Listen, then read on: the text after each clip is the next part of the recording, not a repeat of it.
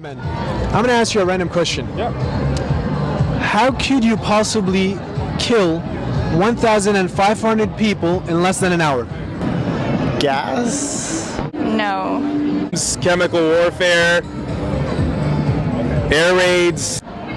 I can't. Unless you use some nuclear weapons. Less than an hour? A bomb? Why would you kill over 1,000 people? That's an awesome question. Do you know how Hitler was able to kill so many Jews in such a short amount of time? He used gas chambers. I think they had the chemical back then. Gas chambers. He put everyone in chambers and he killed all of them by using chemical weapons. Now, this is a long time ago, right? Yeah. What if I told you... Well, not that long ago. Okay, what if I told you something like this just happened 2 days ago? I'd say you're crazy. Huh? You're crazy. I'm crazy. Yeah. But it did. Really? Wow. Where? Like the killing? I'd be astonished and pretty angry, I guess. I said that's very tragic. Yeah. Do you know what's been going on in Syria? I mean, I don't follow closely, but yeah, you know, I definitely know that people are dying, innocent people. I was not that aware of it.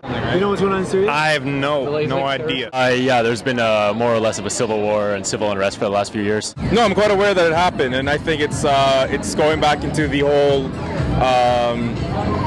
what happened in Iraq with the Kurds. It's exactly the same thing. It's genocide, and I think it's obviously a horrible thing, and people should be aware of what's going on. Bashar al-Assad, the president or the so-called president of Syria, massacred over 1,500 people 2 days ago by using chemical weapons which contain sarin, cyclosarin. These chemicals attack the nerve cells in the body, attack the nerves, and paralyze the human being. Not only that, they burn the lung tissue and burn the muscle tissue, so you can have a slow and a painful death. Now, I know this is a lot to hear and this is rough, but I would like to take your permission to show you a video of the after effects of the chemicals. No blood, nothing, and I want to see what your reaction would be. Is that okay with you, ma'am?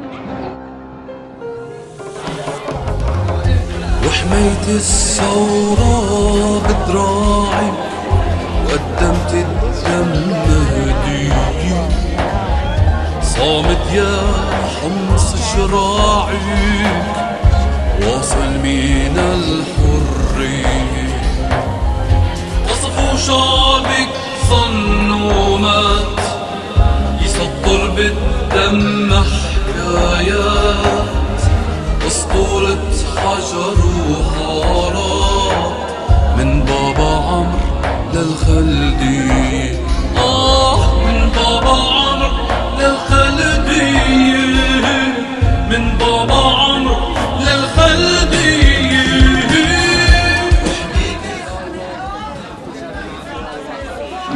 I was just about to walk away because it's just too much. To me, at least, that he's a bit desperate, because it's the same thing as nuclear weapons, for example. You don't use them until basically you're beaten to the ground. I guess it shows that the end may be near, hopefully. He is killing. He's absolutely a monster. He's worse than a Hitler, I can say. And I have nothing to do with Syria, but humanity is calling me to intervene, to say something which is absolutely the right thing to do. You think something like this is legal? No, of course not. The countries that possess the veto power, what do you think they're doing about this now? Nothing. I'm guessing nothing. Russia and China have been supporting Bashar al-Assad for the past 2 years, ma'am. And do you know how many people have been killed in the past 2 years? In the past 2 years, over 100,000 people have been killed by Bashar al-Assad's forces. What do you say about that?